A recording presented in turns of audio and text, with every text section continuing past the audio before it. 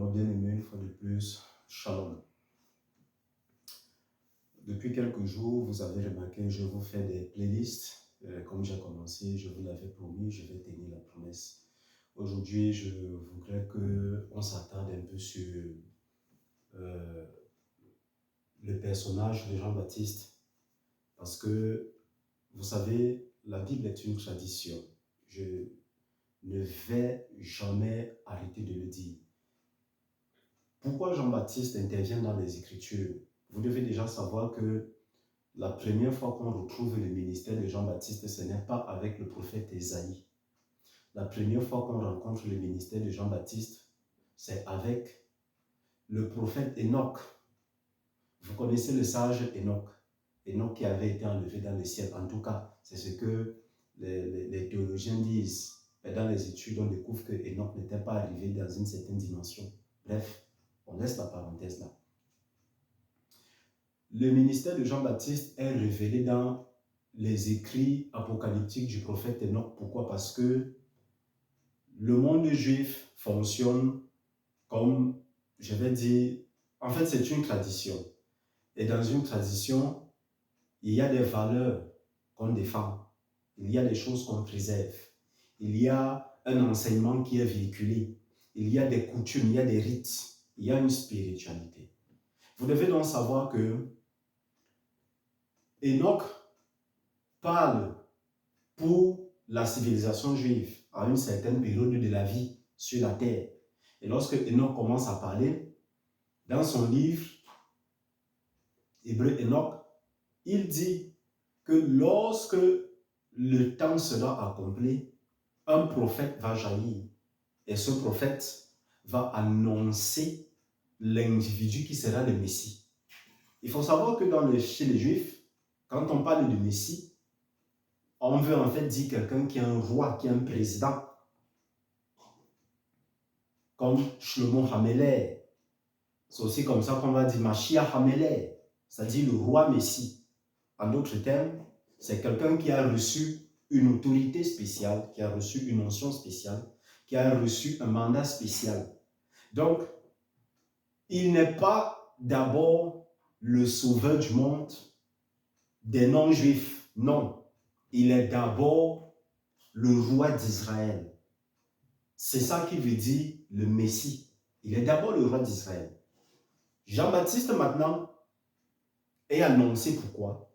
Il est annoncé comme un signe eschatologique qui va faire en sorte que lorsque les Juifs verront le ministère de Jean-Baptiste, que les Juifs comprennent qu'en réalité, le royaume messianique ou alors le royaume des cieux est déjà manifeste. Maintenant, vous voyez Jean-Baptiste dans la Bible. Vous vous posez la question de savoir pourquoi est-ce que Jean-Baptiste était habillé comme il était habillé. Il y avait un chameau, il avait une ceinture autour de la taille, comme on dit, avec des habits bizarres. Il se nourrissait de miel, et de sauterelles sauvages. Vous devez savoir que dans le 1er siècle, il y avait un groupe de gens, d'individus, à l'époque où Jésus rendait ministère, qu'on appelait les Esséniens. Jean-Baptiste n'est pas Essénien, mais Jean-Baptiste a côtoyé les Esséniens. Pourquoi? Parce que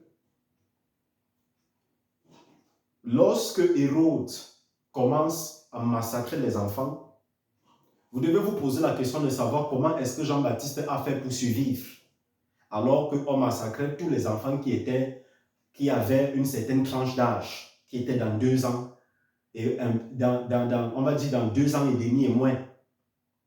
Puisque Jean-Baptiste est le grand frère de Jésus-Christ d'environ 6 mois. Alors la question est de savoir comment est-ce que Jean-Baptiste a fait pour survivre au massacre.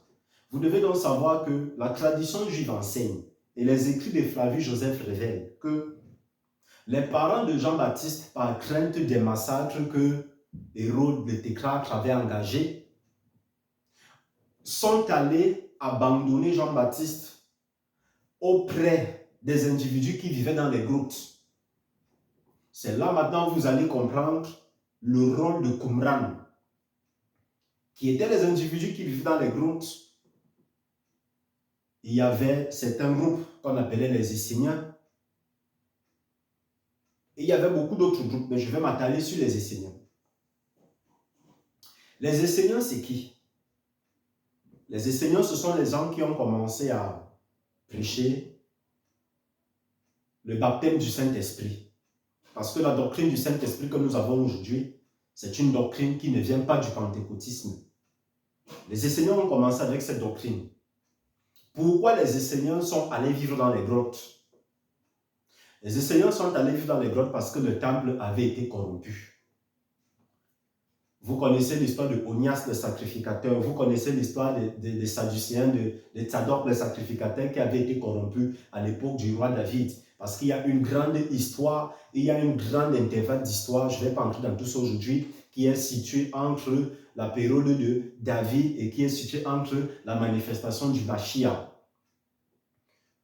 Maintenant, quand les enseignants ont constaté que le temple était corrompu, c'est-à-dire les gens qui avaient la responsabilité du temple, qui avaient la responsabilité d'exercer dans le temple, c'était qui? Les Lévites.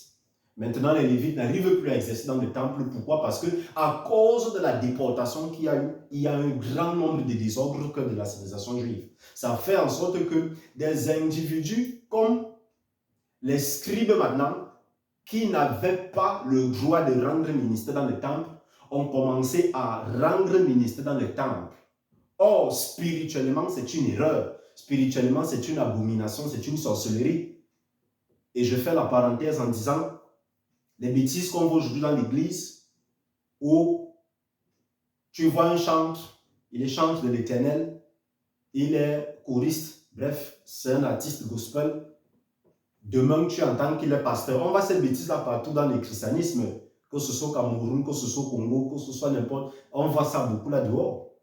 Donc, en fait, ça fait en sorte que on ne sait plus qui est qui. Mais ce n'est pas là-bas que je m'en vais. Alors, les scribes qui avaient le rôle de compter le nombre d'écrits dans la Bible, parce que c'est ça la signification hébraïque du mot scribe. Scribe, c'est qui? Scribe, c'est quelqu'un qui compte les mots. Ils avaient le devoir de compter le nombre de caractères hébraïques qu'il y a écrit dans le Tanakh pour éviter qu'il y ait des introductions et pour éviter qu'il y ait des manques. Donc, on voulait se rassurer que la tradition que Dieu a donnée et les oracles sont exacts et corrects et que rien ne manque. Alors, les scribes qui avaient ce rôle d'écrire et de compter ont commencé à se retrouver en train de rendre ministère dans le temple, ce qui n'était pas leur responsabilité. Maintenant, à côté d'eux, on a les pharisiens. Les pharisiens apportent une drôle de doctrine. Les pharisiens, c'est qui? Vous devez savoir que les pharisiens, c'est maintenant dans le groupe qui avait, je vais dire, la gestion politique du temple, ou alors la gestion politique des affaires d'Israël. Les pharisiens, ils avaient une doctrine. La doctrine des pharisiens était la suivante, c'était que, on appelle ça le déterminisme. Pour ceux qui ont fait les études de théologie, c'est-à-dire que si je suis un pécheur, il n'y a plus rien à faire pour moi, je suis un pécheur. Dieu m'a créé pécheur, alors je pêche, je vais mourir. Et le déterminisme dit aussi, c'est que si vous êtes un élu, que Dieu vous a appelé un élu, rendez-lui grâce parce que quels que soient les péchés que vous allez faire, vous serez toujours un élu. C'est ça le déterminisme. Et c'est de là que partent les fausses doctrines que le pentecôtisme a inventées, comme quoi le salut ne se perd pas. Je fais l'effort d'être posé et concentré sur le sujet parce que en parlant de ça, j'ai envie de dire beaucoup de choses. Ça boue en moi, mais je fais l'effort d'être posé et calme. Maintenant, les pharisiens, avec la mentalité du déterminisme spirituel, c'est-à-dire je n'ai rien à foutre, si je suis pécheur, je vais en enfer, si je suis élu, j'irai au ciel, quel que soit ce que je fais. Les pharisiens ont commencé à se mêler des affaires de la proclamation de la Torah.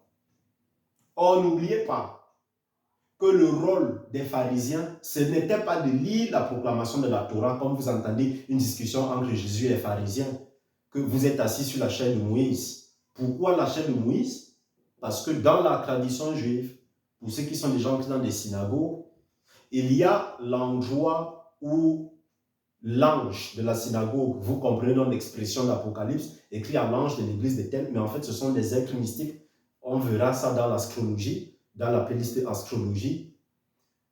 Écrit à l'ange de l'église de tel. Vous comprenez donc que l'ange, c'était en fait le responsable de la synagogue. Et il y avait un siège où le rabbin proclameur va s'asseoir ou alors va se tenir debout pour lire la Torah. Parce que c'est comme ça que ça se passe dans les synagogues. Moi, j'y étais déjà. Voilà donc les pharisiens qui se retrouvent maintenant en train d'enseigner la Torah et le Tanakh. Là n'est pas le problème. Le problème se situe maintenant où? Le problème se situe à ce niveau. Les pharisiens commencent à faire des interprétations de la Torah monnayant quelque chose. Vous entendez dans l'expression de Jésus qui dit « race des vipères incrédules ». Vous remuez le couteau et vous remuez le doigt pour faire porter aux gens des fardeaux lourds. Vous les empêchez d'entrer dans le royaume des cieux et vous-même, vous n'y entrez pas. Or, ces choses énervent Jean-Baptiste. Et ce sont autant de choses qui ont fait en sorte que les Esséniens se détachent donc du temple et se détachent donc de la civilisation. Parce qu'ils ont dit « Ah, Israël est corrompu. Nous, on veut garder notre intégrité, notre sanctification. » Vous comprenez donc déjà d'où part le vocabulaire de sanctification. Mais déjà, il faut savoir que la sanctification n'est pas une expression nouvelle dans le Nouveau Testament. Parce que dès le livre du Tanakh, c'est-à-dire le premier mot de la Bible, Bereshit bara Elohim had Hashamayim machin machin vahet, on a déjà l'expression sanctifiée.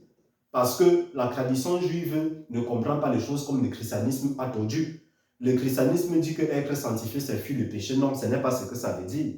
La Bible dit que la sanctification veut simplement dire que on te met de côté. C'est tout ça la sanctification. Parce que quand vous assistez à un mariage juif, l'époux dit « Je te sanctifie, mon épouse ». Est-ce que l'épouse a donc combien de péchés? Non. La sanctification de l'épouse, ça veut dire que parmi toutes les filles d'Israël, tu n'es plus n'importe qui parce que tu m'appartiens. C'est ça le mot sanctifié. En hébreu, on va parler de Kiddusha ou Kiddush. Vous comprenez l'expression de la Sainte Seine. Je ferme la parenthèse. Les Esséniens, ayant remarqué tout ce désordre, ont donc décidé d'abandonner la civilisation et de se retirer. Voilà donc comment est-ce que les Esséniens se retirent. Et lorsque les Esséniens se retirent, il faut remarquer que les Esséniens ont ce qu'on appelle un mode de vie communautaire. Les Esséniens ne se marient plus.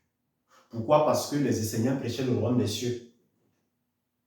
C'est la raison pour laquelle Jean-Baptiste introduit Jésus-Christ en disant le royaume des cieux s'est manifesté, parce que Jean-Baptiste pensait que c'était déjà le moment de la manifestation du royaume des cieux. C'était ça son erreur prophétique.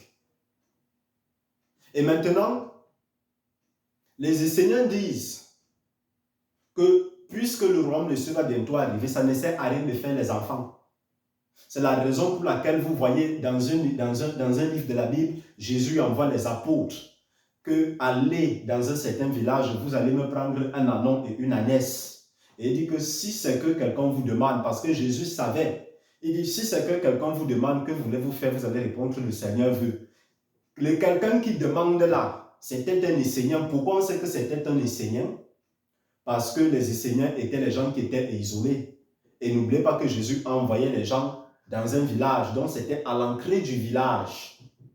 Pour ceux qui ont dû étudier la civilisation juive, la tradition juive, les apôtres étaient à l'entrée du village. Et c'est donc à l'entrée du village, les vrais théologiens, je ne parle pas des pères du christianisme qui embrouillent les gens là dehors avec les foucles qu'ils prêchent.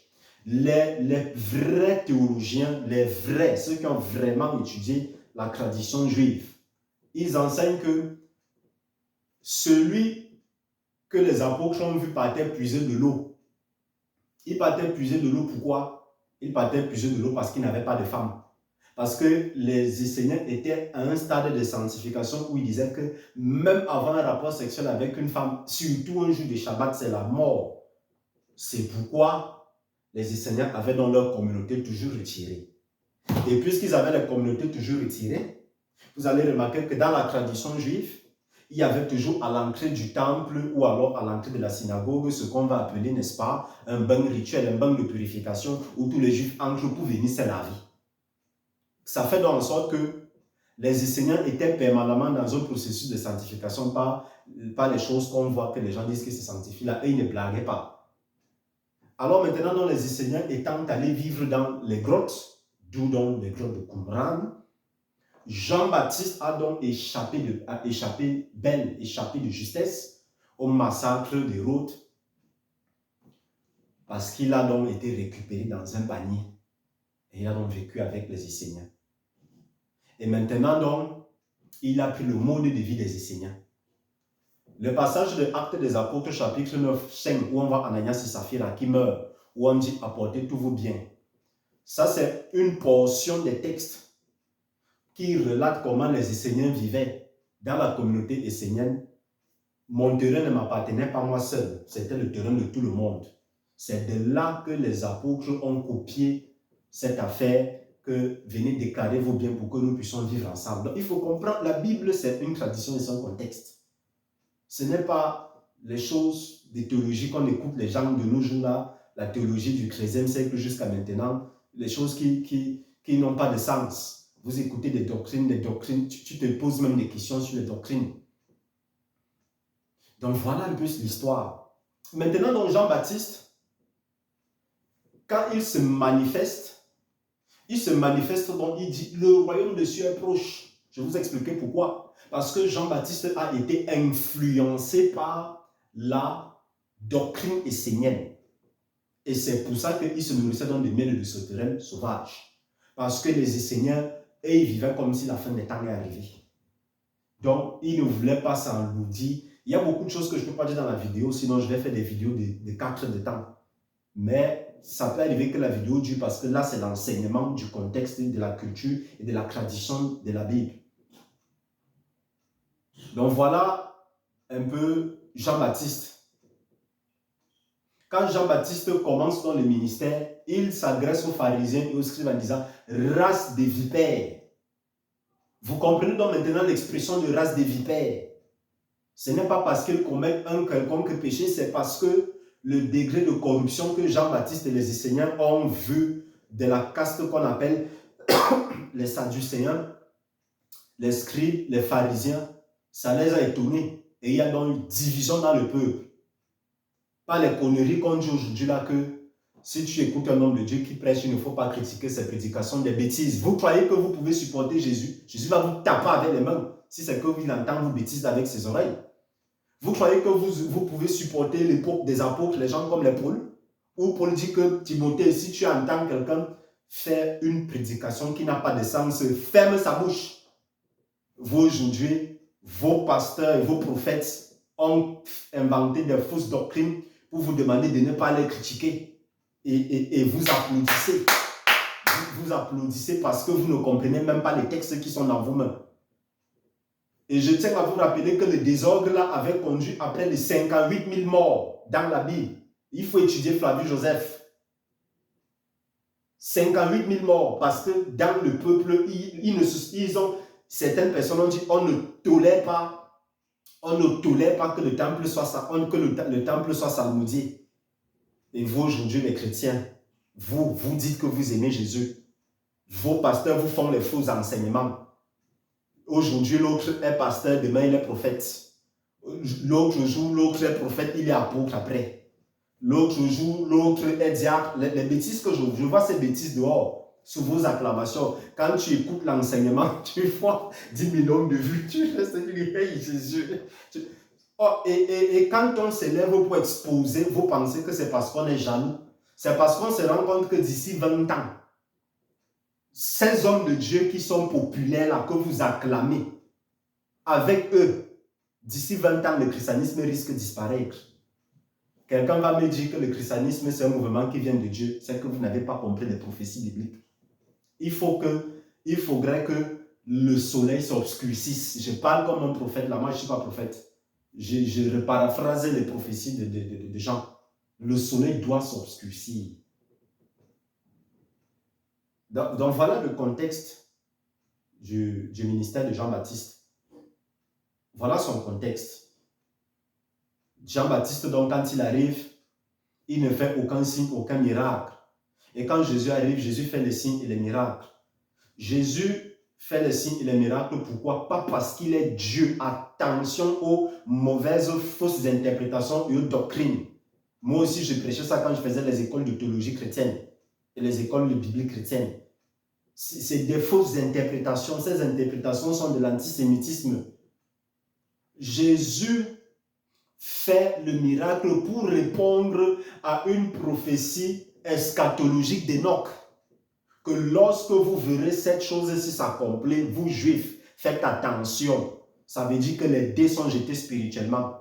Vous ne vous posez pas la question de savoir d'où vient l'expression il y a de cela 2000 ans Jésus-Christ est mort. Parce que l'an 0 du christianisme correspond spirituellement à l'an 1557. J'espère que je ne me trompe pas dans mes études là.